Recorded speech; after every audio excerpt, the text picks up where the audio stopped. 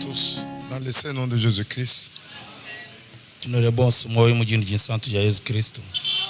Que Dieu bénisse chacun de vous. Prenons dans Zacharie chapitre 1er.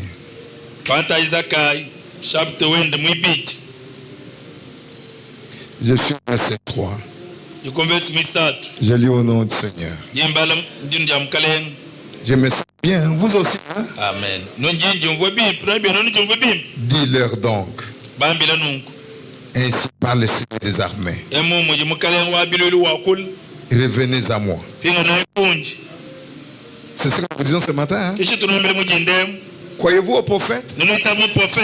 Dis-leur donc. Ainsi parle l'Éternel des armées.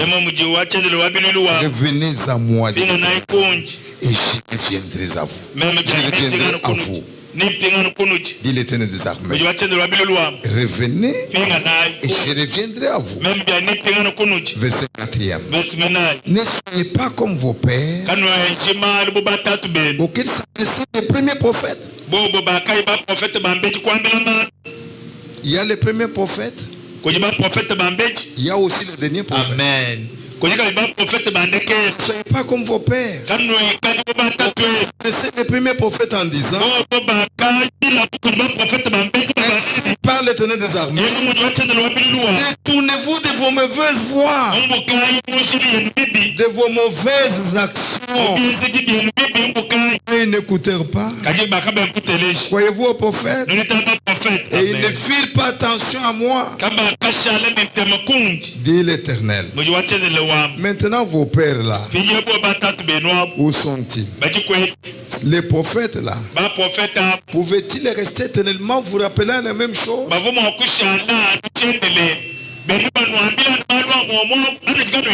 Mais cependant, mes paroles et les autres que j'avais données à mes serviteurs, les prophètes, n'ont-ils pas atteint vos pères? Ils se sont détournés. Ils ont dit, l'Éternel des armées nous a traités comme il avait résolu de le faire, selon nos voies et nos actions. Amen. Frère Banam est parti. Les avertissements dans le message nous sont restés. Nous avons tout cela devant nos yeux pour notre préparation. Il nous a légué les messages puissants. Il a dit gardez ces messages purs. N'y mettez pas de santé. C'est pour vous. C'est pour vous mon frère, c'est pour vous ma soeur. Et ce message c'est pour moi. Que Dieu vous bénisse. Allons chanter des cantiques. J'élève mon âme et tout aimer. Je reste seul dans ta présence méditant. Seigneur, Seigneur, c'est moi t'appartiens. J'élève mon âme et tout aimer. Pensez, je reste seul dans ta présence méditant. Seigneur, c'est moi t'appartiens.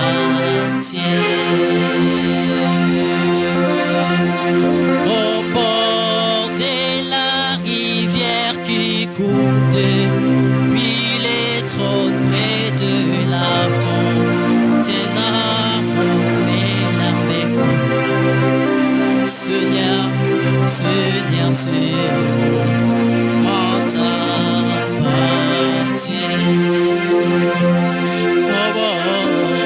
Au bord de la rivière qui coule depuis les trônes près de la fontaine, et l'armée coule. Seigneur, Seigneur, c'est moi t'appartiens.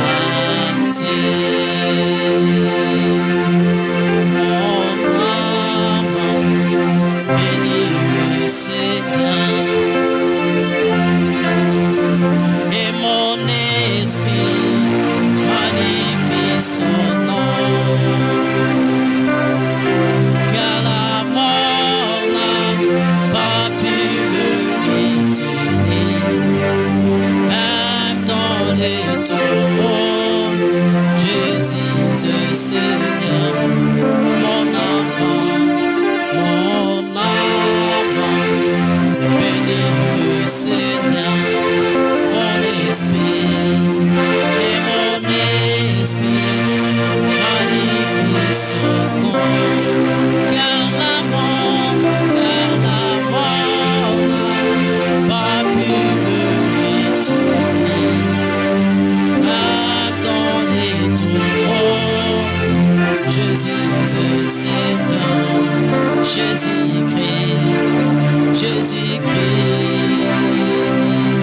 le Seigneur, il est Seigneur, il est sorti du tombeau, il est Seigneur, tout genou fléchira, tout élan confessera que Jésus est Seigneur. Jéhovah est son nom, Jéhovah Jireh, Jéhovah est son nom, Jéhovah est son nom, Jéhovah Jireh, Jéhovah est son nom, puissant guerrier, fort dans les combats, Jéhovah est son nom. Elle jurait son nom, il pourvoira à tous mes besoins. Elle jurait son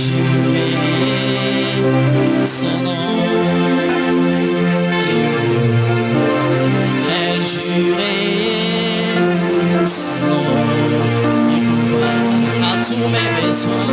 Elle jurait son nom, puissant guerrier, fort dans les combats. Elle jurait son nom. Que Dieu vous bénisse.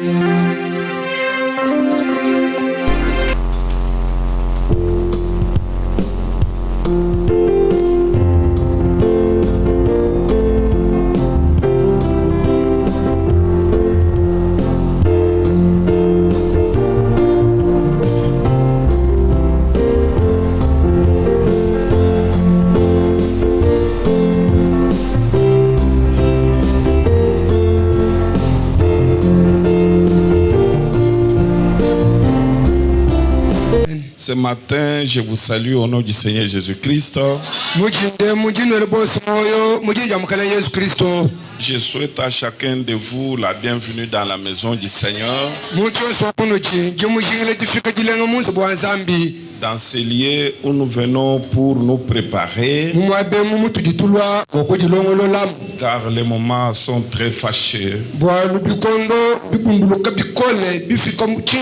Nous saluons la présence de chacun de vous,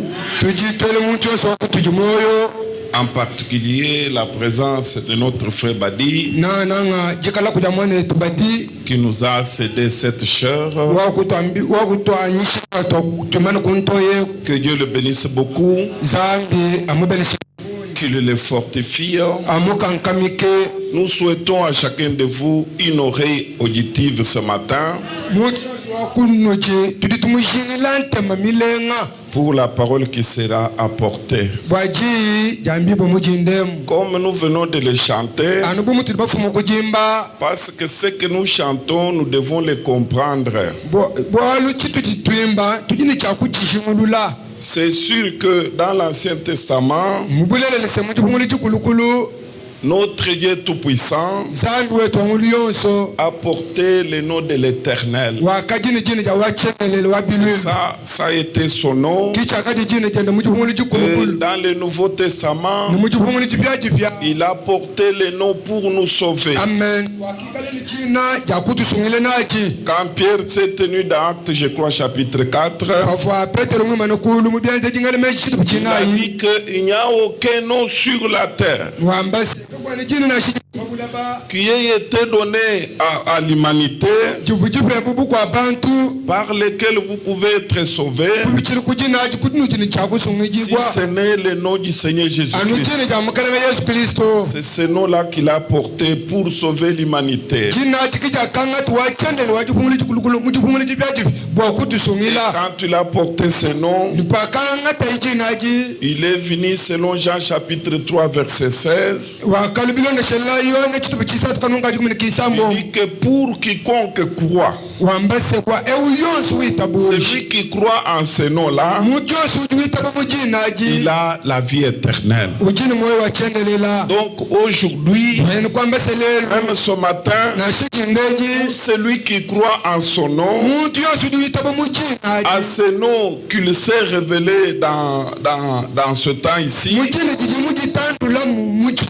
ce n'est pas le nom de William Marion Branham, ce n'est pas le nom de n'importe quel prédicateur, c'est le nom de Jésus-Christ.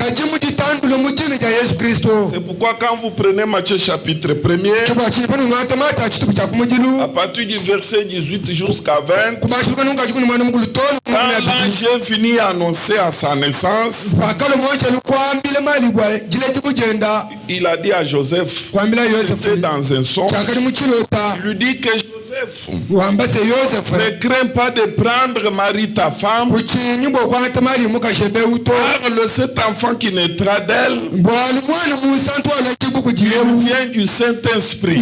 Toi, tu lui donneras le nom de Jésus, car c'est par ce nom qu'il sauvera l'humanité. Ça a été les paroles de l'ange. Et ces paroles-là étaient accomplies quand Jésus naquit. Il a porté ce nom-là, le nom de Jésus. Mes frères et sœurs, quand vous parcourez tout l'Ancien Testament, tout le monde cherchait le nom de Dieu. Tout le monde cherchait à connaître Dieu. Même le grand prophète Moïse, même le grand prophète Moïse, il cherchait à voir Dieu, il cherchait à connaître Dieu. Mais mes frères et sœurs, vous êtes un peuple privilégié. Même Manoach, lorsqu'il s'est rencontré avec lui, c'était l'ange du Seigneur. Il a dit, quel est ton nom? Pourquoi tu me demandes mon nom? Il ne lui avait pas donné son nom. Ce nom-là a été cherché dans tous les âges, mais il se révèle seulement à ses bien-aimés. Même dans ce temps de la fin, il se révèle uniquement à ses bien-aimés. C'est pourquoi l'écriture qui a été lue dans Zacharie chapitre 1er, quand vous commencez à partir du verset 2, écoutez ce qu'il est dit ici. L'Éternel a été irrité contre vos pères. Verset 3. Dis-leur donc, ainsi parle l'Éternel des armées, revenez à moi, dis l'Éternel des armées, que je reviendrai à vous, dis l'Éternel des armées. Mes frères et sœurs, ça c'était un appel adressé à ses bien-aimés. Cet même appel vous est lancé ce matin. Il ne Revenez à Dieu. Revenez à lui-même. Ne revenez pas à un prophète. Ne revenez pas à un prédicateur. Revenez à Dieu. Quand vous revenez à Dieu, il aussi reviendra. Ça, c'est déjà un appel qui vous est lancé. C'est quoi, comme nous l'avons dit la fois passée, quand l'homme a chuté, ce n'est pas l'homme qui s'est mis à chercher Dieu. Ce n'est pas l'homme qui a commencé à appeler Dieu. C'est Dieu lui-même qui s'est mis en route. Il a commencé à chercher l'homme partout. Il a commencé à crier le même cri ici. Adam, où es-tu? C'est le même cri, mes frères. C'est le même cri qu'il vous lance. Partout où vous êtes, il a besoin de vous. Il aime vous parler. Il aime communier avec vous. Depuis l'Ancien Testament, Dieu a toujours voulu communier avec les hommes. Il a toujours aimé communier avec les hommes. Il aime causer avec les hommes. Comme type, dans Genèse 18, il a quitté le ciel. Il a pris un corps humain ici. Il est venu vers chez Abraham. Que Dieu nous bénisse. Il est assis chez Abraham. Il a causé avec lui. Il a mangé avec lui pour montrer qu'il a besoin de l'homme. Mais quand l'ange a chuté, il ne s'est jamais préoccupé de lui. Il ne lui a jamais lancé un tel cri. Un tel appel n'a jamais été lancé à Dieu lance toujours cet appel. Que le Seigneur vous bénisse. C'est pourquoi quand vous prenez ici dans le livre de Matthieu chapitre 11. Matthieu chapitre 11 à partir du verset 28. Dieu dans le corps de chair, quand il est venu encore sur la terre, il a lancé le même cri. Il dit, venez à moi, vous tous qui êtes fatigués et s'il chargé, moi je vous donnerai du repos. Le cri a toujours été donné pour les siens. Amen. Tous ces saints qui sont fatigués, ils sont épuisés des affaires de ce monde ici. Ils sont fatigués du péché de ce monde. Lorsqu'ils arrivent au bout, Dieu leur lance ses cris ici. Il leur dit, venez à moi. Moi je vais vous donner les repos de votre cœur. Amen. C'est pourquoi le livre d'Ésaïe, chapitre 35, verset 3 jusqu'à 5, dit à tous ceux qui ont les cœurs troublés, tous ceux qui se sont fatigués du péché de ce monde, tous ceux qui ont vu que le monde n'a plus de signification, dites-leur de prendre courage. Moi, Dieu, je suis là. Ne craignez pas, je suis là. C'est le cri lancé aux bien-aimés. Ce n'est pas un cri lancé à tout le monde. Non. La parole de l'heure, c'est pour ses bien-aimés. Même le prophète envoyé ici, c'est pour ses bien-aimés. Celui qui n'est pas un bien-aimé de Dieu, il ne croira pas qu'il y a eu un prophète. Même si vous lui parlez du matin au soir, il ne croira pas. Pourquoi? Cela ne lui a pas été prévu. Amen. Voilà un prophète de l'âge comme ça. Un prophète promis, il faut que Dieu vous fasse grâce. Amen. C'est pourquoi rappelez-vous au cours de la semaine, nous nous sommes dit ceci. Nous ne devons pas voir les choses comme le monde voit. Nous ne devons pas raisonner comme tout le monde ici raisonne. Nous ne pouvons pas écouter comme tout le monde écoute. Notre façon d'écouter doit se différencier de celle de ce monde. Notre manière d'agir doit se différencier de celle de ce monde. C'est ça, mon frère et ma soeur.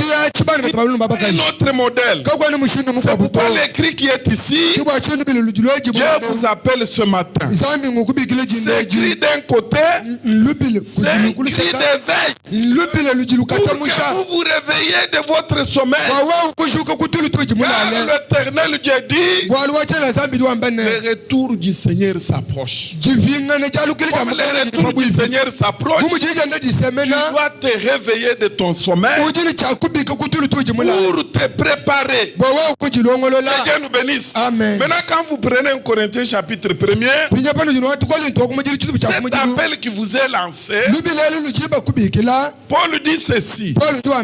Dieu nous a appelés pour le salut.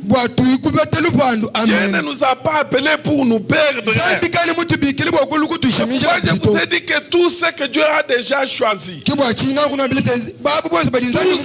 a élu, qu'il pleuve ou qu'il neige, ils seront sauvés, mes frères et sœurs. Ils seront sauvés. Parce que Dieu va prendre soin d'eux.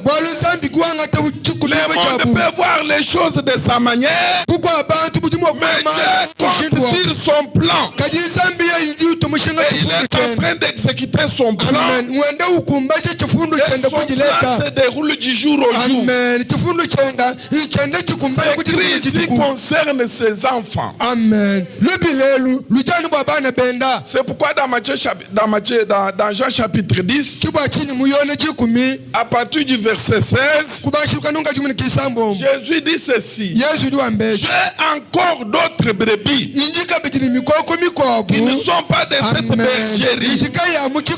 C'est-à-dire, il te voyait aussi. Amen. En même temps, ses pieds étaient à Israël. Il traitait avec Israël. Mais ses yeux te voyaient, mes frères et sœurs. Et il dit, j'ai encore d'autres brebis qui ne sont pas de cette bergerie. Pour celle-là, moi, pas quelqu'un d'autre. Pas Branham, pas Franck. Moi, je dois te ramener. Amen. Donc c'est son travail, mes frères et sœurs. Remarquez que ses pieds étaient là-bas. Il parlait avec Israël. Il voyait les brebis qui étaient là-bas. Ses yeux te voyaient. Il dit qu'il y a encore d'autres brebis qui ne font pas partie de cette bergerie. Moi-même.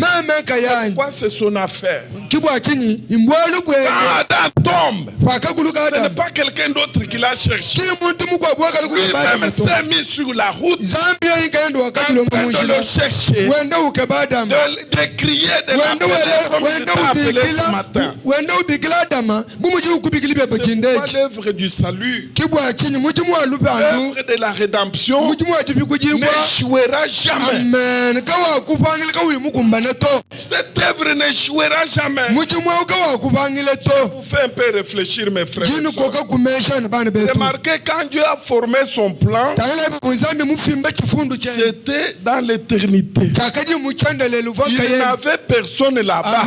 Quand vous prenez Ésaïe 40, depuis l'éternité, plutôt Psaume 90, dit que moi seul, j'ai déployé tout ce que vous voyez. Seul moi seul. Amen. Moi seul. Et quand tu faisais ce plan depuis l'éternité, j'ai dit qu'il était seul. Il a regardé dans le monde entier là. Il a trouvé qu'il y aura des gens, certains n'ont pas de disposition de croire. Certains en ont. Pour ceux qui en avaient, il les a choisis. Amen. Que Dieu nous bénisse. Il les a choisis. Après les avoir choisis, il les a maintenant élus. Après les avoir élus, lui dans sa préscience, il savait que ce gens ici, chemin faisant, ils auront des embûches. Amen. Lui dans sa préscience, parce que lui connaît toutes choses. Il connaît la fin d'une chose avant son accomplissement. Il savait que dans ce chemin ici, il y aura des embûches. Même la chute qu'a connue Adam, ce n'était pas une surprise devant Dieu. C'était déjà connu, mes frères et sœurs. Il savait qu'un jour, Adam chuterait. Mais quand Adam a chuté, comme je l'ai dit la fois passée, Dieu ne s'est pas tenu à la tête pour dire que mon plan a failli. Son plan ne faillit jamais. Il savait qu'Adam chuterait. Et quand il va chuter, j'ai en moi des attributs. Amen. Comme il est tombé, il y a l'attribut des sauveurs. Il savait toutes choses, mes frères. C'est quoi ce qui s'est fait sur la terre ici? Tout est au contrôle du Seigneur. Rien ne l'échappe, mes frères et sœurs. Dieu fait toutes choses selon son temps, mes frères et sœurs. Et Dieu n'agit pas en retard. Il n'agit pas en avance. Dieu agit au temps marqué. Au temps marqué, mes frères. C'est quoi l'appel que vous avez lancé? Vous devez vous réveiller, mes frères. Quand Adam chute là, il dit que maintenant je vais sortir mon attribut de sauveur. Mais cet homme a un corps de chair. Et mon corps que j'ai ici en tant que Dieu, je ne peux pas le sauver. Mais comme moi je suis créateur, il faut avoir un corps qui est semblable au sien. C'est ainsi qu'il a jeté son regard sur la terre. Il a vu, parce que lui voit. Il a vu qu'il y aurait une vierge.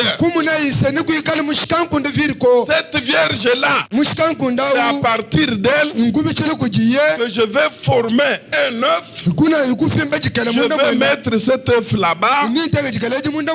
Et cet œuf sera enfanté un jour. Ayant déjà vu cette vierge, Dieu a pris soin d'elle. Amen. Rien ne pouvait lui arriver.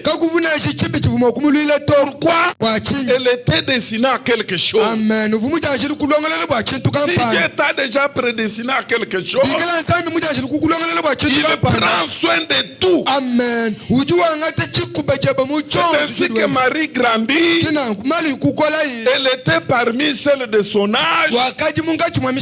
Aucun garçon ne l'avait touché. Dieu veillait sur elle. Dieu veillait sur sa parole. Comme il dit dans Jérémie, je veille sur ma parole afin de l'accomplir. Dieu a veillé sur Marie. Un jour, elle était déjà fiancée, mes frères et sœurs. Tout le monde avait constaté cela. Joseph avait déjà versé la dot. Il ne restait que Marie chez lui. Cette jeune fille a croisé l'ange.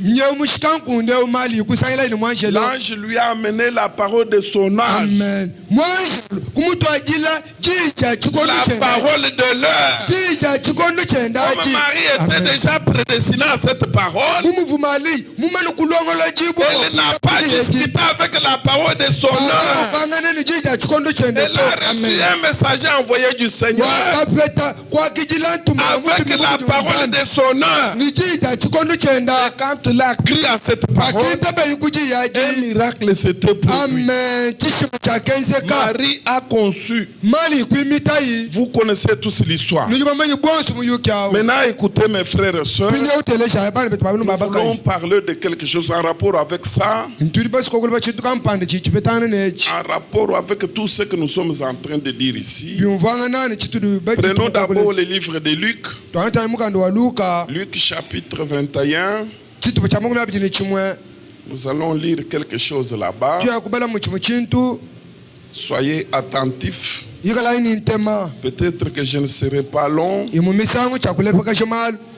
Nous allons nous séparer. Je dis Luc 21. Écoutez, nous commençons à partir du verset 20. Lorsque vous verrez Jérusalem investi par des armées, sachez alors que sa désolation est proche.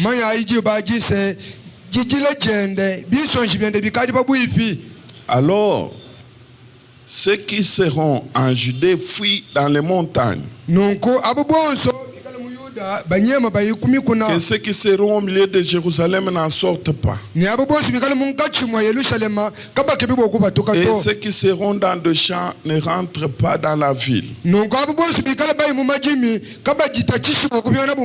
ce seront des jours de vengeance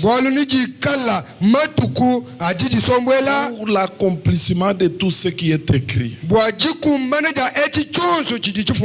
l'heure aux femmes qui seront enceintes, et à celles qui allaiteront en ces jours-là. Car il y aura une grande détresse dans le pays et de la colère contre ce peuple. Ils tomberont sous les tranchants de l'épée. Ils seront amenés captifs parmi toutes les nations. Et Jérusalem sera foulée aux pieds par les nations. Jusqu'à ce que le temps des nations soit accompli.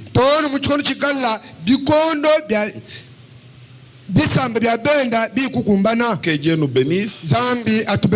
Relisons cette même écriture dans le livre de Matthieu, chapitre 24. Nous liserons les 3 premiers versets. J'ai dit Matthieu 24. C'est le même événement, mais nous allons en tirer quelque chose là-bas. Comme Jésus s'en alla au sortir du temple, ses disciples s'approchèrent pour lui en faire remarquer les constructions. Mais il leur dit: voyez-vous tout cela? Je vous le dis en vérité, il ne restera pas pierre sur pierre qui ne soit renversée. Ça, c'était Jésus qui parlait le matin avec ses disciples. Maintenant, le soir, il s'assit sur la montagne des Oliviers. Le disciple vers en particulier lui posait des questions, cette question. Ils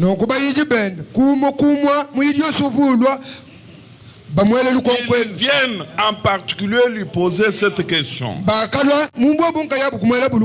Si vous êtes attentif, Il a parlé, c'était devant la foule. Maintenant, les disciples sont venus après. C'est-à-dire, il a ses bien-aimés. Ils sont venus lui poser cette question en particulier. Même Matthieu 13, après qu'il ait donné la parabole de semeur, la Bible dit, il a pris ses disciples à côté. Il leur dit, vous, donc écoutez ce que signifie cette parabole. Pas mais vous, mes bien-aimés, écoutez ce que signifie cette parabole. C'est-à-dire Dieu a toujours ses bien-aimés. Ça ne veut pas dire que Dieu est injuste. Mais il est souverain. Il fait grâce à qui il fait grâce. C'est lui-même qui a dit, moi j'ai choisi Israël. Que Dieu nous bénisse. Ça c'est sa souveraineté. Il le prend maintenant en partie. Et même lui pose la question. Dis-nous. Écoutez mes frères. Dis-nous. Quand cela arrivera-t-il? Et quel sera le signe de ton avènement et de la fin du monde? Trois principales questions qu'il devrait répondre à ses bien-aimés. Nous, quand cela arrivera-t-il?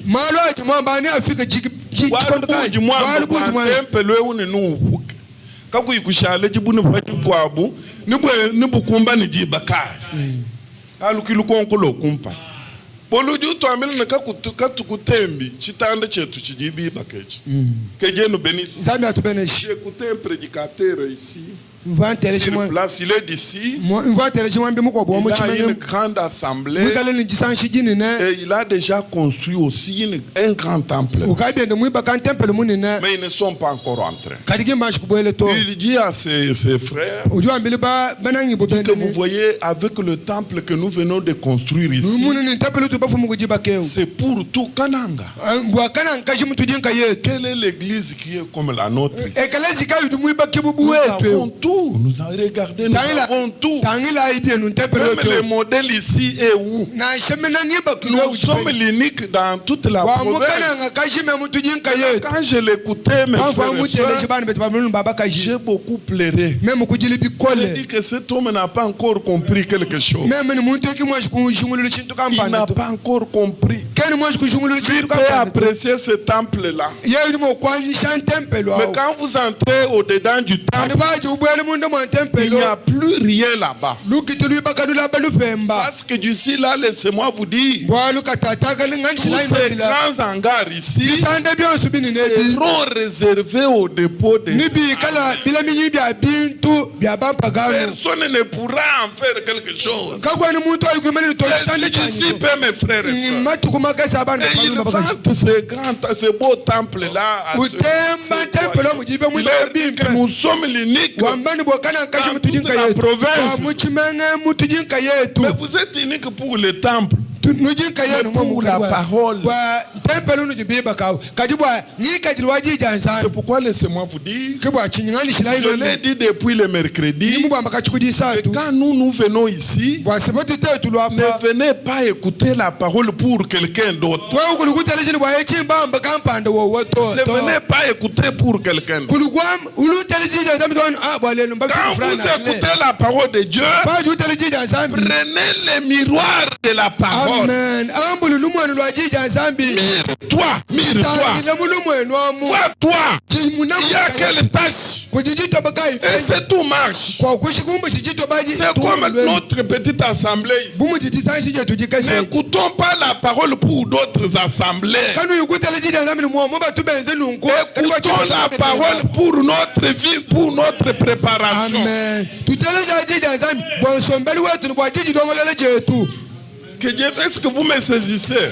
Ne viens pas ici pour vous voyez ce que frère Sami a fait. On a prêché là, c'est ce que frère Sami fait. Vous ne venez pas pour frère Sami. Vous ne venez pas pour frère Léon. Vous venez pour votre vie. Une fois, je vous ai donné cet exemple. Quand vous prenez Genèse 5, on dit qu'il a existé sur cette terre un homme appelé Enoch. Enoch avait une femme.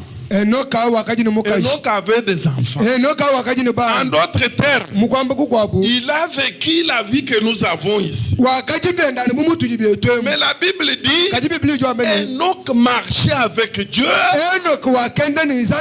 on ne l'a vu plus.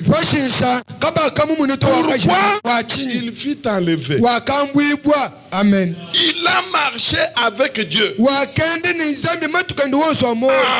Tu as bien traduit. C'est-à-dire dans sa vie là, lui ne voyait pas quelqu'un d'autre. Lui voyait sa vie avec son Dieu. Une fois, je vous ai lu la prédication de Frère Branham. Il dit ceci. Dans le chemin de la vie ici, dans notre parcours que nous avons emprunté, Dieu n'a pas besoin de multitudes. Il a besoin de deux personnes seulement. Quelles sont ces deux personnes? Toi et Jésus-Christ. Pas quelqu'un d'autre. Tu dois te voir toi seul avec Jésus. Ne vois pas ta mère, ne vois pas ton père, ne vois pas son frère, mais toi seul avec Jésus. Revenons à l'exemple d'Enoch. Quand le moment fut venu, lorsque Enoch a marché, la Bible dit que Dieu l'a pris. Et quand il l'a pris, nulle part je n'ai pas vu Enoch commencer. Non, je ne parle pas. Où se trouve ma femme? Mes enfants sont où? Oui, seul va avec le Seigneur. Il est parti. Ainsi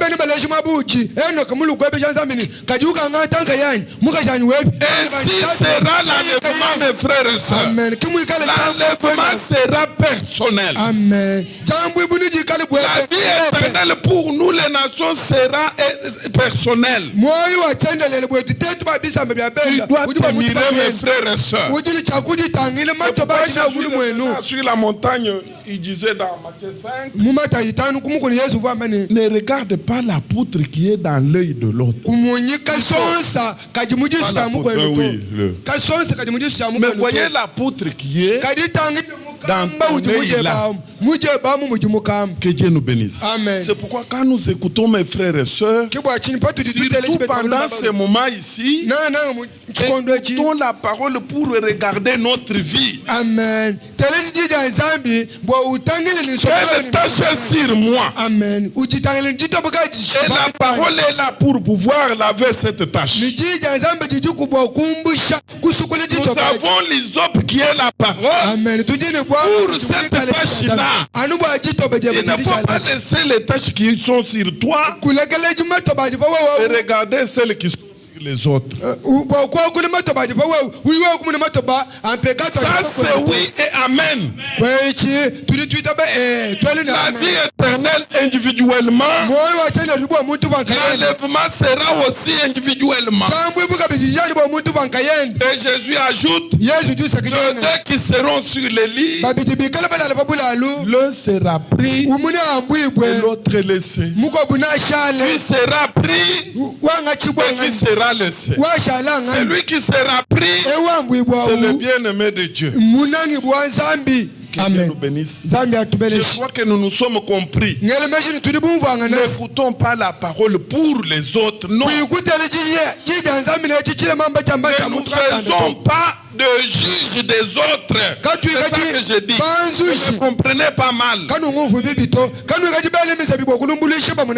Même Jésus dit dans Jean 12, moi le fils de l'homme, je ne suis pas venu pour juger les morts. Non, je ne suis pas venu pour juger. Mais je suis venu pour que le monde ait la vie. Quiconque croit à la vie. Et il dit encore, ne jugez point avant le temps. Pourquoi nous voulons nous juger, mes frères et sœurs? Prenons la parole, mettons la parole en contact avec notre vie et préparons-nous conséquemment. Parce que l'état n'est plus, mes frères et sœurs. Que Dieu nous bénisse. Je crois que je me suis fait comprendre. Quand je dis là, je ne dis pas que vous ne pouvez pas exhorter les autres. Je ne dis pas que si vous trouvez votre frère dans la faiblesse, vous ne pouvez pas l'exhorter. Ce n'est pas ce que je dis. Mais n'écoutez pas la parole pour les autres. Écoutons pour nous-mêmes. Un autre exemple, Judas a vécu avec Jésus et tous les autres disciples. En aucune fois, Pierre n'a fait mention de Judas. Non, toi tu es comme ça. Non, non, non, non. En aucune fois. En aucune fois, mes frères et sœurs. Matthieu et les autres n'ont pas fait. Mais il était toujours là. Il a écouté la parole. Il a été choisi par le Seigneur lui-même. Il a été commissionné. Il a reçu même la puissance. Je vous en avais parlé le jeudi. Allez, je vous donne la puissance de marcher sur les scorpions, de marcher sur tous les démons. Judas avait la même puissance. Il a même prêché. Il a fait des miracles. Il était choisi. Mais il était choisi pour une mission. C'est pourquoi frère Branham a dit, même Satan que vous voyez ici, c'est un serviteur de Dieu. Ne soyez pas étonnés quand quelqu'un vous dit je suis un serviteur de Dieu. Satan est aussi un serviteur de Dieu. La Bible dit que tout esprit ici est au service du Seigneur. Quand tu as besoin de faire quelque chose, il envoie tel esprit. Vous vous souvenez de ces prophètes-là? Qui est-ce que j'enverrai pour aller séduire Akab? Il s'est présenté là. Mais voici, envoie-moi. C'était l'esprit du mensonge. Donc même Satan est au service du Seigneur. Il a été créé par Dieu. Rien de ce qui existe n'a été fait sans elle. C'est-à-dire c'est la parole qui a fait tout. Tous les esprits, tous les hommes ici, qu'ils soient bons ou mauvais, même les hommes ici ont été créés par Dieu. Que Dieu nous bénisse. Écoutez cet équilibre des choses-là. Ne nous jugeons pas les uns les autres. Mais nous devons nous exhorter quand même. Mais ne nous faisons pas des juges. Et ne mettons jamais fin sur la vie de quelqu'un. Amen. Tout peut se faire, mes frères et sœurs. Parce que le plan de Dieu est en train d'être déroulé. Même s'il reste une minute, rappelez-vous les jeudis. Dieu peut laisser des choses, même s'il reste une seconde, il intervient, mes frères. Vous vous souvenez à la croix, Dieu fut crucifié avec des grands bandits. Deux grands bandits connus là-bas. Il tuait les gens. Il violait les gens. Et ces deux hommes ne s'étaient jamais repentis.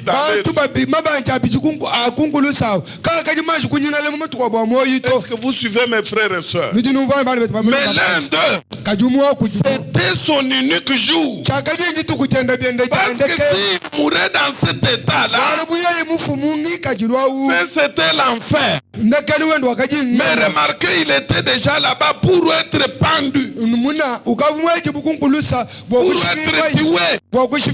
Il ne lui restait rien, mes frères et sœurs. Il était là-bas avec Jésus. Tous ces trois devraient être tués. Mais qu'est-ce qui est arrivé? L'autre là, en dernière minute, alors qu'ils injuriaient le Seigneur, se moquaient d'eux, il leur est venu, mes frères et sœurs. Il n'y avait plus de temps. Il a regardé l'autre. Il dit que toi, tu ne sais pas que ce qu'on va nous faire ici, nous les méritons.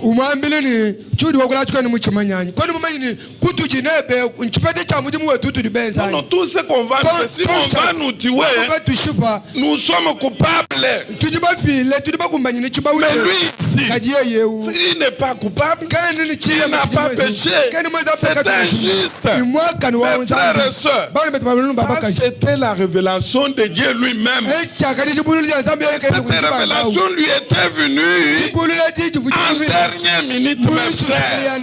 J'appelle laisser quelqu'un comme ça, ne mettez jamais un point sur la vie de quelqu'un. Rappelez-vous le 24 ancien, j'ai donné cette prédication-là. Le 24 ancien, paragraphe 51, descendez jusqu'à 52. Cela que Frère Branham parle de cette patience de Dieu-là. Il peut vous laisser, vous pouvez traverser dans des choses. Comme vous, parmi vous là, il y en a qui sont passés par des fausses doctrines. Ils ont traversé beaucoup de choses. Mais autant marqué. Parce qu'il y a un temps pour toutes choses. Il y a un temps pour toutes choses. Autant marqué, Dieu vous a sorti de cette boue. C'était autant marqué où cet homme-là, ce brigand, a reconnu que celui-ci est le juste. Et c'était marqué par Dieu lui-même. Et quand il a reconnu comme ça, il dit que Seigneur, souviens-toi de moi quand tu seras dans la gloire. Mes frères et sœurs, et que ton cœur recouvre ça, et que ton cœur reconnaisse ça, tu es obligé, comme frère Branham le dit, d'opérer un miracle dans ton cœur. Et à l'immédiat, Jésus a dit, pas dans le futur. Moi je n'agis pas dans le futur.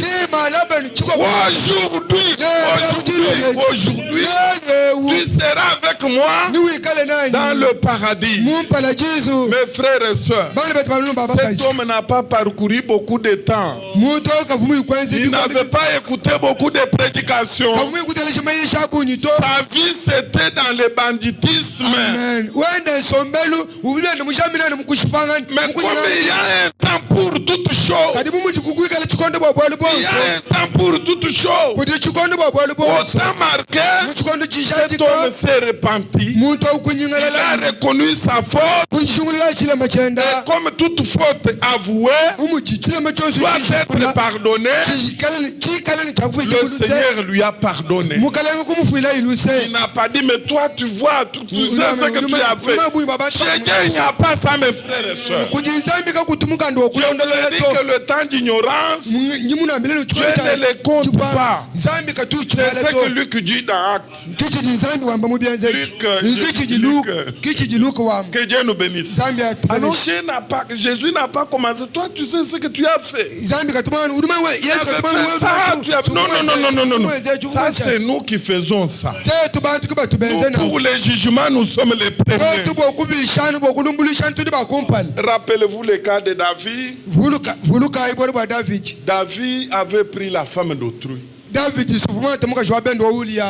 qui voit toutes choses, même dans la cachette, il a vu cela. Et Dieu a laissé tous les plans que concevait David. Tous les plans qu'il faisait. Il a fait appel à Uri. Il a dit que toi, comment? Donne-moi la situation, l'état des lieux de la guerre. Non, là-bas c'est bien, nous sommes au front, nous attendons les coups d'envoi. On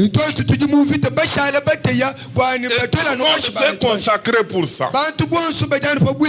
C'est vrai.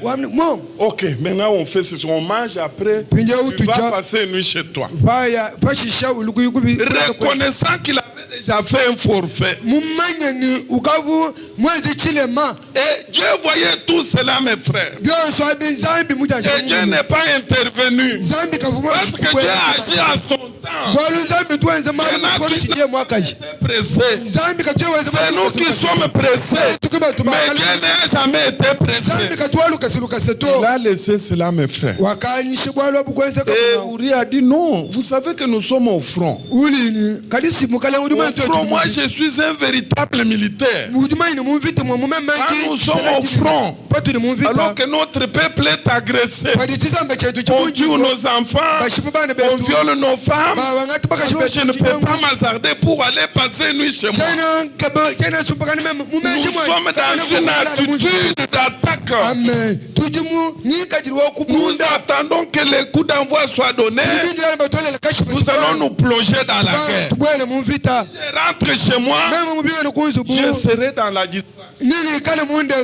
Comme Paul pouvait dire, pour ceux qui ne sont pas mariés, ils servent bien le Seigneur.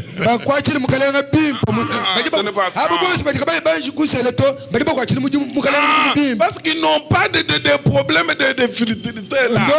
Ils ne se focalisent que sur la parole. Ils ne peuvent pas dire non, aujourd'hui l'enfant est malade. Il n'a pas de problème comme ça. Mais nous qui sommes mariés, beaucoup de problèmes. Que Dieu nous bénisse. Maintenant, Uri connaissant cela, il dit que si je rentre chez moi, peut-être on peut me dire que l'enfant est malade. Je vais commencer à réfléchir comment l'amener à l'hôpital alors que mon peuple est attaqué. Je ne vais pas aller là-bas. Le roi a insisté. Uri a fait semblant. Il est sorti, mais il a passé nuit à la barrière là.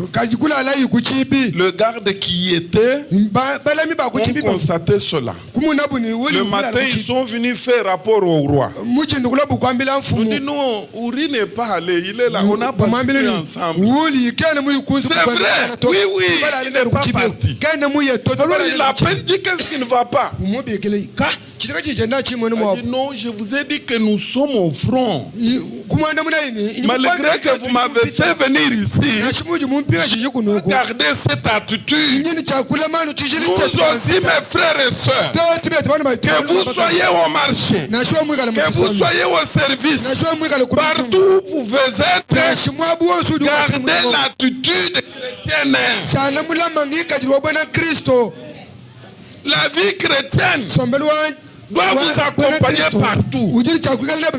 Ce n'est pas une vie à laisser d'abord à côté et prendre après. Non. Elle doit vous accompagner partout. Comme on allait avec vous dans Genèse 20, Toute la vie de Enoch, lui a marché avec le Seigneur. En aucun instant, Dieu ne pouvait pas être là-bas. Enoch de l'autre côté. Non, mes frères. Toute sa vie, il a marché avec le Seigneur. Et à la fin des comptes, Dieu les prit. Mes frères, tous ces plans-là, Dieu voyait ce que David était en train de faire. Mais il n'est pas intervenu. Maintenant, il dit à Uri, d'abord il a appelé ses serviteurs, donne-moi les papiers et un stylo. Il a écrit une lettre au général disant que tu prends Uri, tu le places en première position.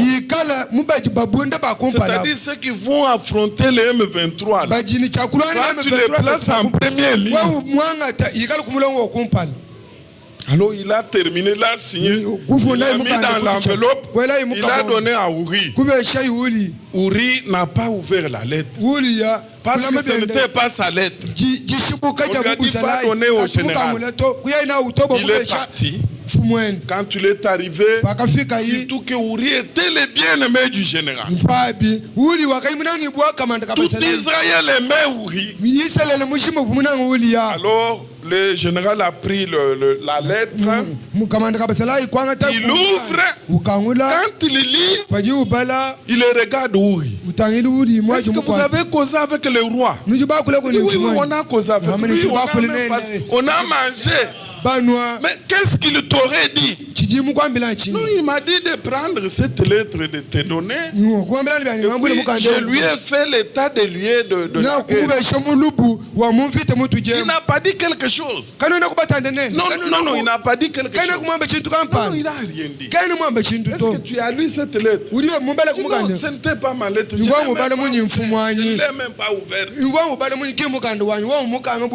Alors cela a touché à son cœur. Quand il a regardé, il a touché, surtout qu'il aimait Uri. Et ce qui était écrit là-bas, cela a touché. Mais comme c'était les instructions directes du roi, vous savez que le roi prime même sur le président. Il est au-dessus du président. Alors, avec ces injonctions, il ne pouvait rien faire. Alors, il les a pris, il a dit, toi Uri, tu dois être en première position parce que nous allons attaquer ces ennemis demain.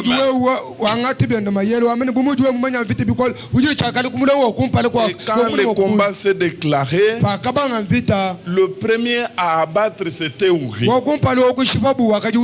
on a fait rapport au roi. Il a dit non, ne vous en faites pas.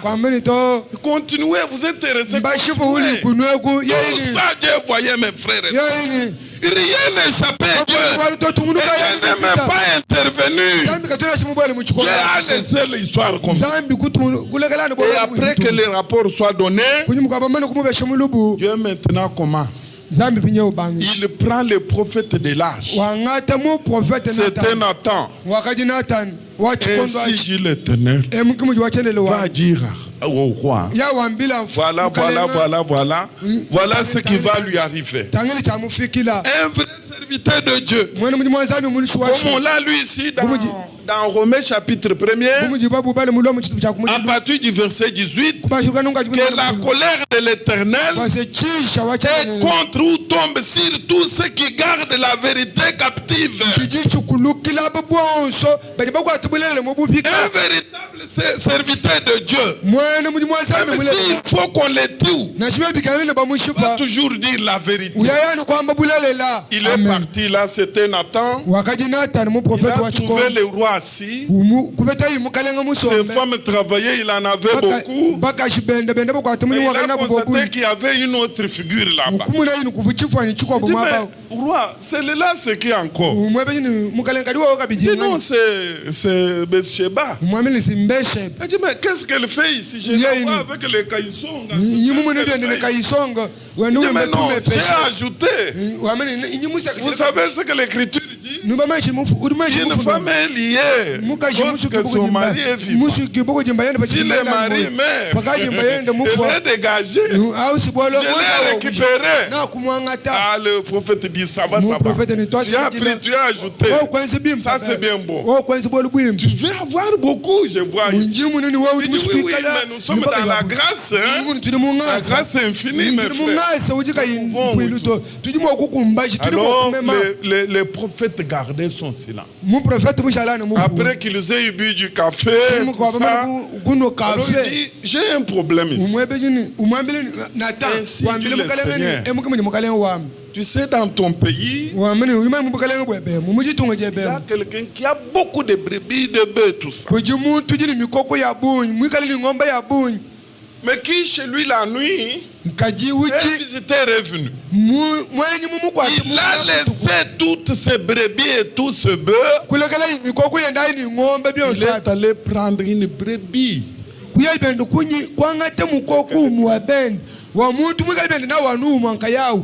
Un tel homme chez toi ici. Qu'est-ce que tu peux faire de lui? Tu es roi. Comment tu peux trancher ces problèmes? Tu es un puissant roi. Comme je vous ai dit, mes frères et sœurs, ne nous faisons pas des juges de gens. Et ne soyons pas pressés à juger. Mais remarquez ce que David dit. Il dit que cette personne-là dans mon royaume ici, pour celui-là, on ravit tout ce qu'il a et on les tue. C'est vrai, oui. C'est quoi, mes frères? C'est ça le jugement d'un humain. Si les problèmes concernent telle sœur, c'est pour sœur Véro par exemple. Non, non, vous verrez tout le monde. Non, non, celui-là, non. Pourquoi? Parce que c'est sur la sœur Véro. Mais si ce problème est sur toi, que Dieu nous bénisse. Chilumbu chambendo uju kosa wamene bolu auto frère auto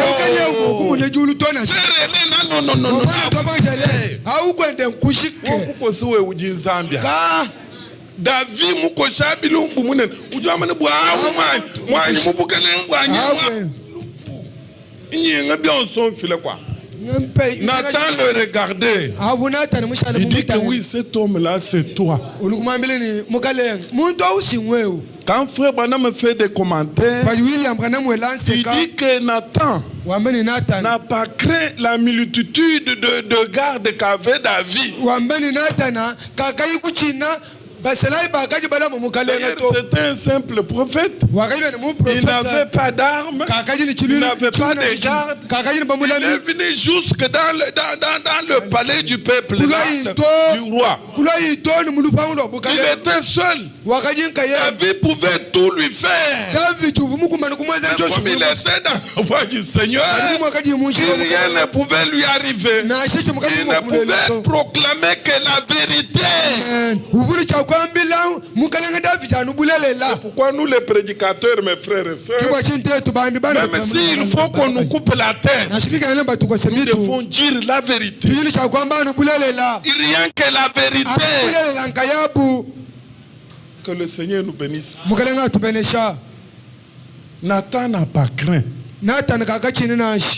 C'est pourquoi si nous vous proclamons la vérité du haut de cette chair, quand le moment sera venu, mes frères et sœurs, tout ce qui est prévu pour l'église du Seigneur, pour l'épouse de Christ, nous allons aussi les bénéficier.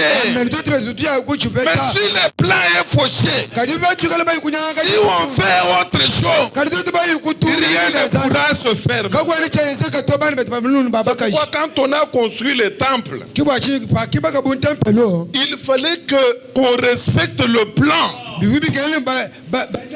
tout ce que l'Éternel avait exigé. Et quand tout était fait correctement, quand Salomon a prié, la gloire de Shekinah était tombée. Mais si on fauche du haut de cette chaise, on dit que ne parle pas de ça. On communique des prédications à prêcher. On ne prêche pas ça. Ne faites pas ça. Non, mes frères et sœurs. Au contraire, ce n'est pas nous qui prêchons. Ce n'est pas nous qui prêchons. Madame dit, à partir de ce comportement-là, Dieu l'a appelé homme selon mon cœur. Il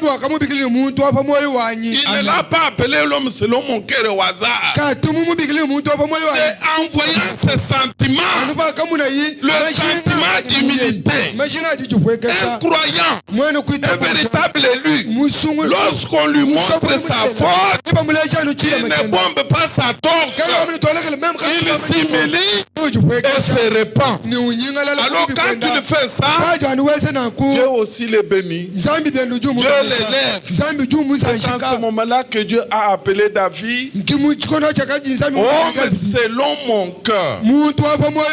Parce que c'est quelqu'un à qui on présente la parole. Il s'humilie premièrement et puis se répand. Que Dieu nous bénisse. C'est pourquoi quand tu l'as écrit dans beaucoup de psaumes, il dit ceci: heureux l'homme dont les iniquités ne sont pas imputées. Vous savez, imputé signifie quoi? Imputé signifie, c'est-à-dire ne pas imputé, c'est ce que je veux dire. Ne pas imputé signifie quoi? Vous faites une faute, Dieu ne compte pas. Et David dit, à cet homme-là, c'est un heureux. Il commet l'iniquité, mais Dieu ne compte pas. Mais c'est ça ce que signifie cette écriture. Or, les iniquités, ce sont des péchés que vous commettez volontairement. Remarquez ce que David a fait là. Il a préparé, c'est un péché prémédité. Il a fait tout le plan là. Il a arrangé les choses. D'abord, il faut prendre cette femme, l'engrosser. Je ne dis pas d'aller faire ça. Si vous le faites, vous irez en enfer. Ne faites jamais ça. Que Dieu nous bénisse. Mais David a préparé ses forfaits là. Après avoir commis les forfaits, il a dit il faut que je tue Uri. Alors je vais récupérer Bathsheba pour répondre que non, la femme est libre quand son mari est mort. Pas me juger. Mes frères et sœurs, ne faisons pas cela. Le temps à commettre de telles choses est passé. Et revenons maintenant à l'écriture. Parce qu'on va terminer. Nous terminons dans quelques minutes là. Accordez-moi quelques minutes. Nous avons lu Luc 21. Nous avons lu aussi Matthieu 24. Jésus retenait mes frères. En tant que prophète, il était venu selon Deutéronome 18.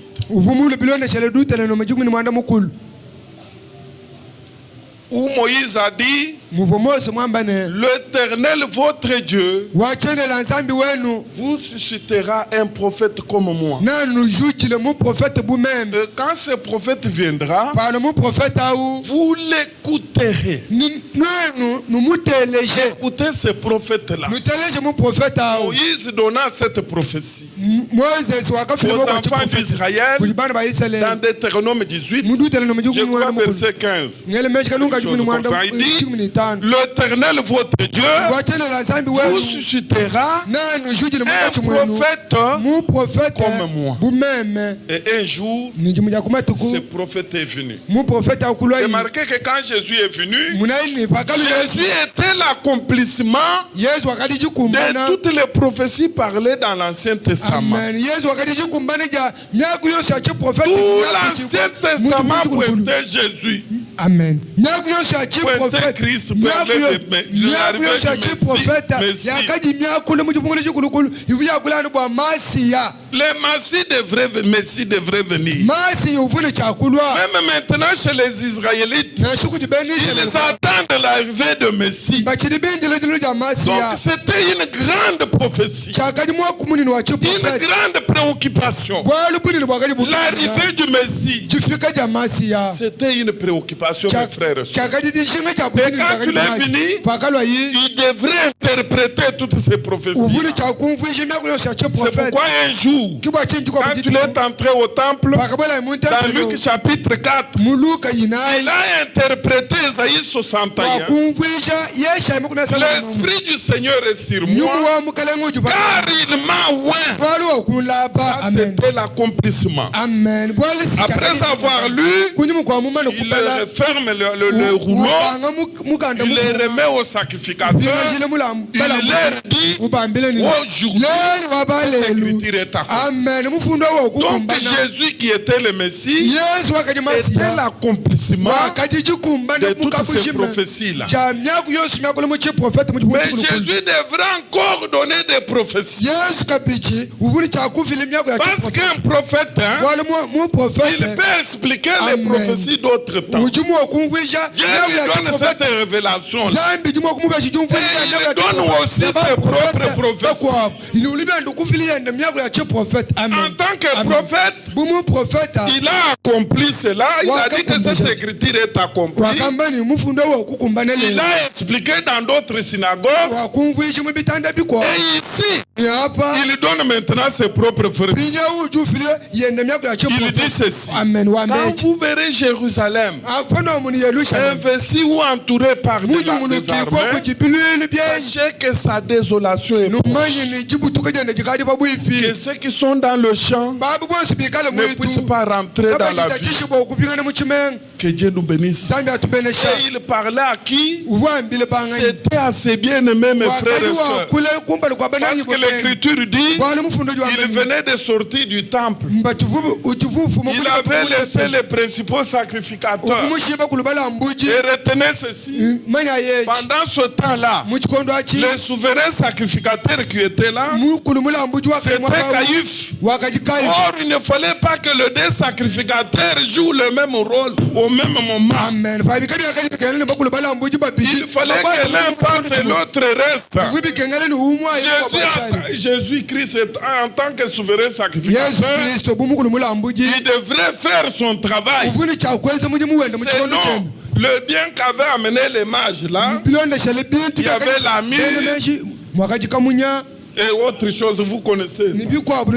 Alors en tant que sacrificateur, il devrait prendre son bâton de commandement. Il a laissé tous ces gens au temple.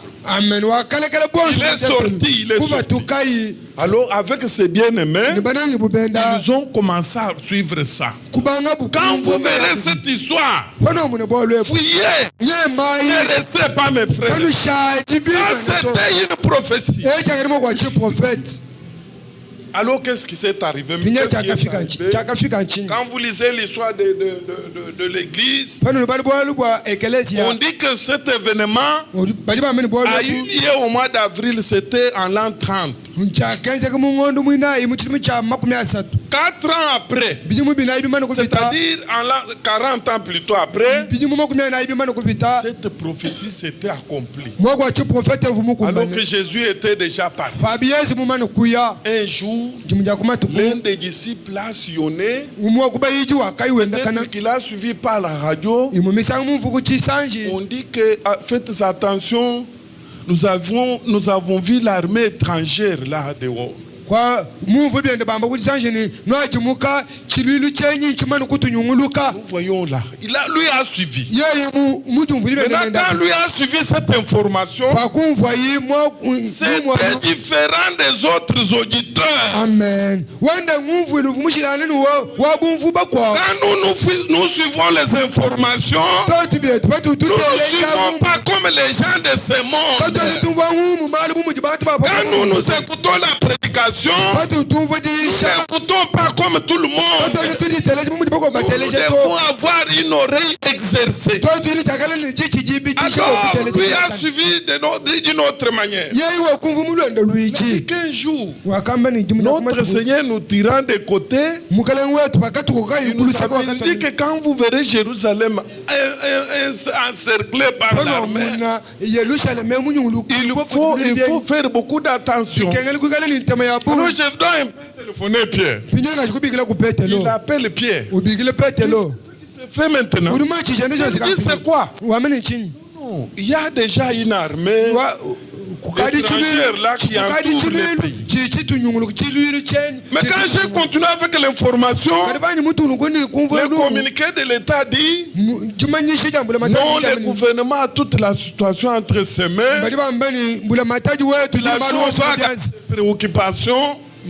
Que la population aille à ses préoccupations. Nous avons toute la situation entre nos mains. Faites parler à vos travaux. Maintenant, Pierre a écouté. Peut-être qu'ils avaient un culte ce jour-là. Le soir, au culte, comme ils avaient déjà constaté ça, mes frères et sœurs, ils ont dit que c'est notre départ. Parce que c'est ce que le Seigneur nous avait dit. Il a dit que quand vous verrez ces choses, ne traînez pas les pas. Ne traînez pas. Ceux qui seront dans le champ ne puissent pas rentrer dans la ville. Et vous qui êtes, fouillez. Alors c'était un communiqué solennel, mes frères et sœurs. Le bien-aimé du Seigneur sont sortis, mes frères. Et le combat n'a pas commencé comme ça. On dit que frère Branham a dit il s'est passé 5 mois. Les gens ils étaient toujours en alors ils étaient affamés. On a fermé toutes les portes. Et quand vous lisez dans le livre de Matthieu là, Jésus dit ceci: priez que ces choses n'arrivent pas pendant l'hiver. Parce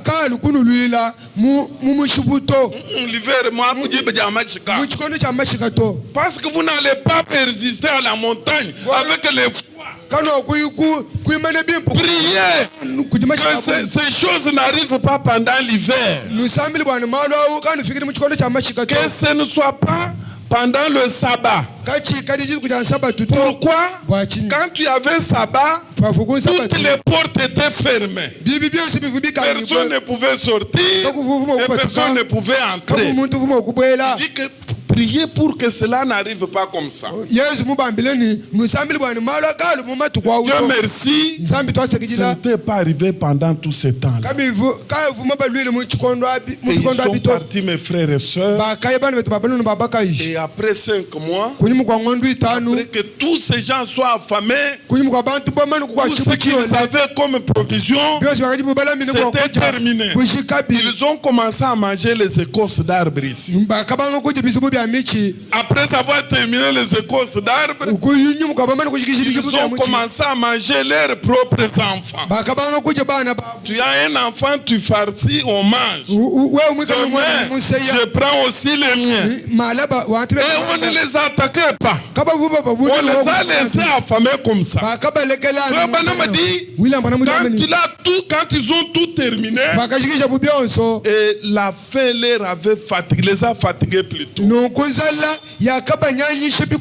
commencé à les ramasser. Ils étaient déjà fatigués avec la faim.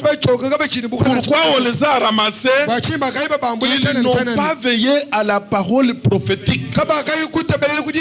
Jésus en tant que prophète, il devrait prophétiser aussi. Il a donné cette prophétie, mais les gens n'ont pas pris garde. Ils ont négligé. C'est pourquoi quand vous prenez, je crois, des pierres, chapitre 1, verset 18 jusqu'à 20, on dit que nous, les bien-aimés de Dieu, nous prenons beaucoup plus attention à la parole prophétique. Nous veillons beaucoup à la parole prophétique. Comme des lampes. Parce que la parole prophétique est une lampe. Amen. Je crois psaume 119. C'est la parole prophétique est une lampe. En d'autres termes, ceux qui n'ont pas la parole prophétique, ils sont dans des ténèbres. Qui peut nous lire ce chapitre-là? 1 Pierre 19, 1:19 là. Nous sommes en train de tendre vers la fin. 1 Pierre qui est prêt là? 1 Pierre chapitre 1 verset 1. Commencez par 18. C'est Pierre ou 2 Pierre? Vérifiez un peu. 2 Pierre 1, 18 jusqu'à 19 là. 19. Non, 1 Pierre. J'ai dit 1 Pierre 1, 19. Oui. Écoutez. Je suis dans le 2 Pierre, chapitre 1er, verset 19. Et nous tenons pour d'autant plus certaine la parole prophétique à laquelle vous faites... Plus certaine. Nous reconnaissons que la parole prophétique, c'est quelque chose de certain.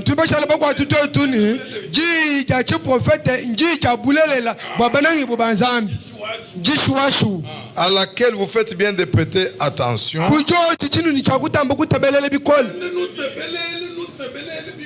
Amen. Comme à une lampe qui brille dans un lieu obscur.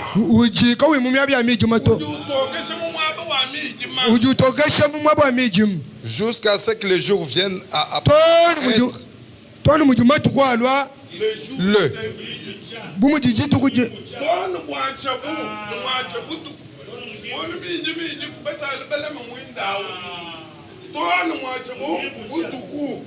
Et que l'étoile du matin se lève dans vos cœurs. Sachez tout d'abord vous-même qu'aucune prophétie de l'écriture peut être un objet d'interprétation particulière. Celui qui a écrit le Nouveau Testament, c'était Paul.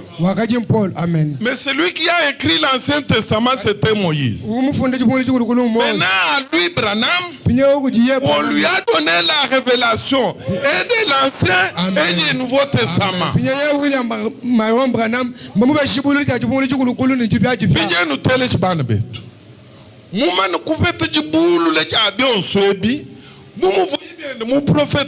Vous bien ne chakwamba malwa achi prophet ki mutu mu prophet. Amen. Wala tuvutulu kumumanya munyi bijibi jingambe bien de malwa achilwa kadika ne mu ambani mu esprit de vérité ka ne mu amba bwala muntu mu ranger ka ne mu ambani binje tujibi tuita betu veye ku chi prophet achwani chene mai tu vetanga bolu bayi jaba vubu babambile ba bien me ba ka chala bakwa. Amen. Fa kamu na bubolo bwenze ka ba kenze mu tufa tukai ba ka benga nujumu bya ka be fikini tu bya kuje tujika baje bifusu bya michi bijika baje bana babu bajika zala yiluku balempeshe bateketa kiba ka ba ye babanga tene kuba shiva bubikole akachala kunyema butusa bwachi ka bena batebelele kuje jachi prophet. Amen. Tu bya tunen Branham kene mo kulama lo achi prophet to anyi tuchi jamu tuto ankana biye tumwaji bako bwabas bwalu chikondo cheto chile somavudi c'est un âge particulier chikondo cha bwachi où Dieu a donné un ministère prophétique. chikondo chidinzambi mutu mumunyu wa bwambi wa il a envoyé un prophète Et il ne l'a pas envoyé seul. Il a aussi mandaté un docteur. C'est pourquoi ce docteur nous dit mon mandat est lié à celui des frères Branham.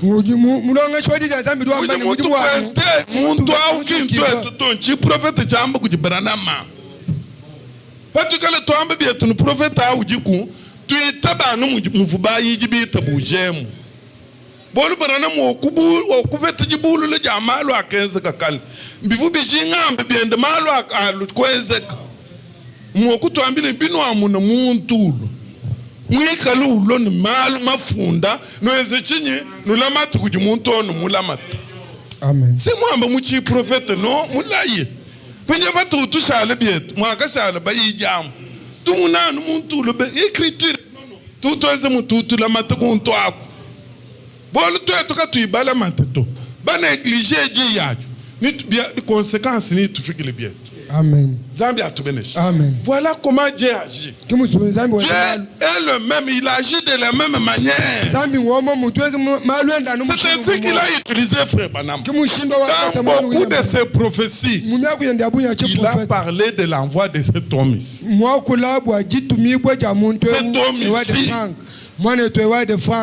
C'est lui qui nous l'a pointé. Nous, on ne le connaissait pas. Mais lui, en tant que prophète de l'âge, il a donné aussi ses prophéties. C'est pourquoi nous demandons aux Branhamistes quelles sont les prophéties que Frère Branham avait données, qui sont en train de s'accomplir aussi. Quelles sont au pluriel?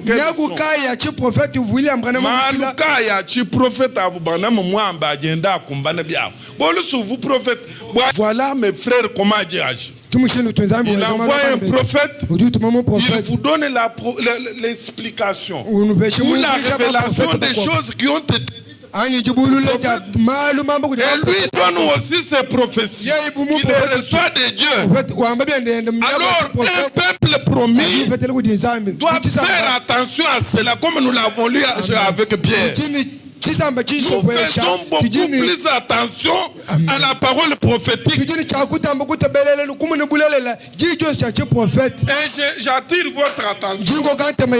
La prophétie ne doit pas être une spéculation. Amen. Non,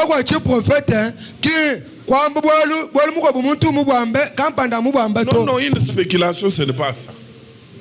C'est-à-dire sujet d'interprétation comme on l'a dit. On a dit une vierge concevra. Vous allez expliquer ça comment? On a dit que l'accomplissement ou la révélation d'une prophétie, c'est son accomplissement. Sa révélation, c'est son accomplissement. Une vierge concevra. Habakkuk 2. Si la prophétie est donnée, attends là. Ne spécule pas, attends là. Ne fais pas de commentaires, attends là. Une vierge concevra. Nous allons garder cela. Nous verrons une vierge. Il faut que celle qui a conçu soit une vierge. Alors quand elle conçoit, c'est la révélation de cette prophétie-là. C'est l'interprétation même. Il n'est autorisé à personne de spéculer sur une prophétie. Non. Attends la prophétie. Si elle tarde, elle s'accomplira. Elle s'accomplira certainement. C'est Habakkuk chapitre 2. Mais tout ce que Frère Branham a donné, certains font des débats. Ils sont devenus des grands spécialistes dans le débat. Des citations de Frère Branham. Ils savent déplacer de leur contexte toutes les citations de Frère Branham. Une prophétie, mes frères et sœurs, même si elle sort de notre église, nous devons écrire. L'événement va avoir lieu quel jour, tel Ce sera à quelle heure? Telle heure, telle heure. On garde ça, on ne fait pas de commentaires. À cette heure-là, nous allons observer. Si elle ne s'accomplit pas, ça ne venait pas de Dieu. C'est ça ce qui nous est demandé. Alors mes frères et sœurs, nous devons faire beaucoup d'attention à la parole prophétique. Tout ce que le prophète a dit, si ça vient de Dieu, ça doit toujours s'accomplir. Et ce temps pendant lequel nous vivons à la fin de temps de la fin. Tout ce qui était prévu pour notre âge, c'est en train de s'accomplir. Maintenant, nous qui comprenons, nous qui écoutons la parole, nous devons écouter comme écouter les disciples. Nous devons prendre cette parole-là, la mirer vis-à-vis de notre vie, et puis avancer. N'ayez pas de problèmes les uns les autres. N'ayez pas de dossiers les uns les autres. Aimez-vous les uns les autres. Gardez cette parole intacte. Gardez telle qu'elle a été donnée. Tel que nous l'avons dit le mercredi, l'apôtre Jean dit, ce que nous avons écouté, ce que nous avons vu dès le commencement, c'est ce que nous vous annonçons. C'est-à-dire, ça doit être la même parole. Si ce n'est pas la même parole, même l'action dernière là ne pourra pas tomber sur nous. La dernière action que nous attendons là va passer au-dessus de nous. Oh, frère Banam dit dans le résumé, il dit qu'en premier lieu, il faut qu'il y ait l'ensemencement avant que la pluie vienne. Et tout ce qui a été fait ici, c'était l'ensemencement. C'est-à-dire qu'il fallait que la parole soit ensemencée dans vos cœurs. Quand la parole est là, la pluie va tomber sur la pluie. Maintenant, frère Franck dit, si la pluie vient et qu'elle ne trouve rien dans votre cœur, c'est-à-dire cette parole-là, cette semence n'est pas en toi, elle va vous servir de quoi la pluie? C'est pourquoi recevons la parole avec joie. Restons attachés à tout ce qui nous a été donné. Tout ce qui nous a été donné là, restons attachés à cela. Mettons cette parole dans notre cœur. Si vous avez la parole, même si elle est difficile, ne raisonne pas. Ce n'est pas ta parole, c'est la parole du Seigneur. Qu'elle soit d'abord dans ton cœur. Si David pouvait réfléchir ici, je vais dire que maintenant c'est fini pour moi. J'ai commis l'iniquité, je suis déjà perdu. Or, David était déjà choisi. Ils étaient nombreux dans la maison de son père, mais Dieu seul l'a cherché. Dieu seul l'a choisi. C'est ça qu'il a fait avec toi. Vous êtes nombreux, vous êtes beaucoup. Mais Dieu a fait un choix sur toi. C'est un secours du Seigneur. C'est une grâce qu'il t'a faite. Même si la parole est difficile, ne raisonne pas. Reste toujours attaché. Voyez la vie de Pierre. Pierre a connu des moments difficiles.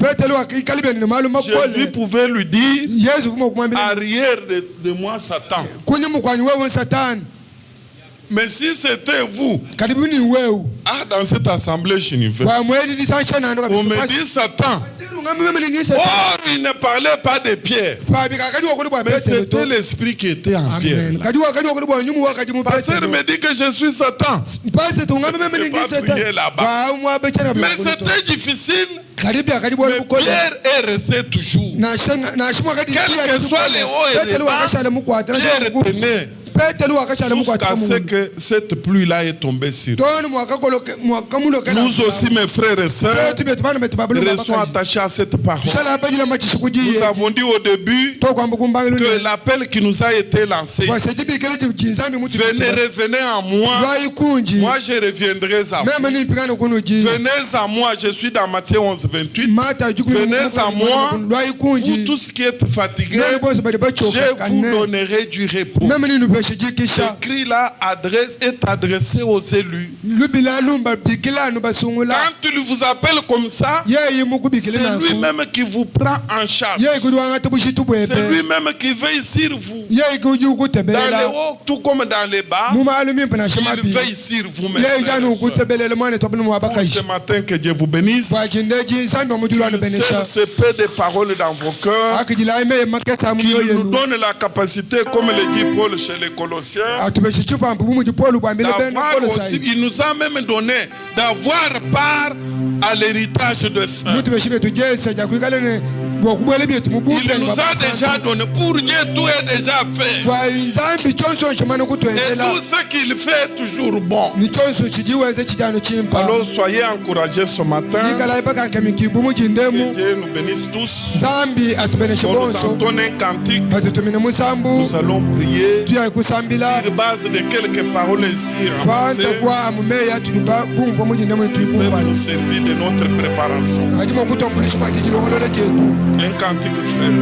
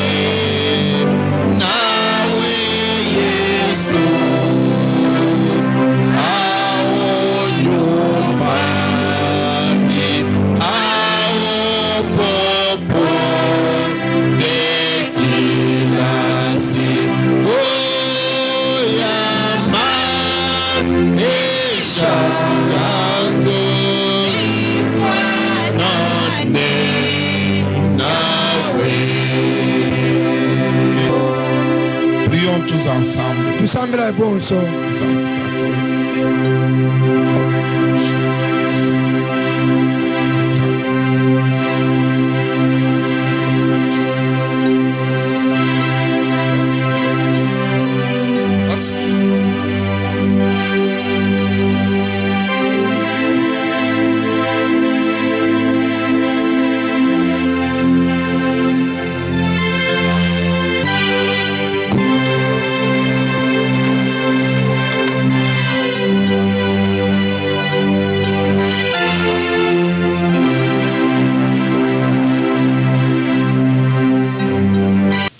Notre culte est arrivé à la fin.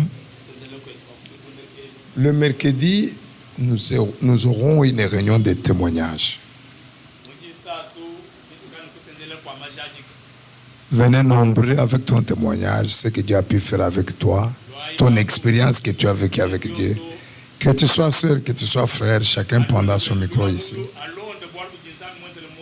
Il va nous les relater.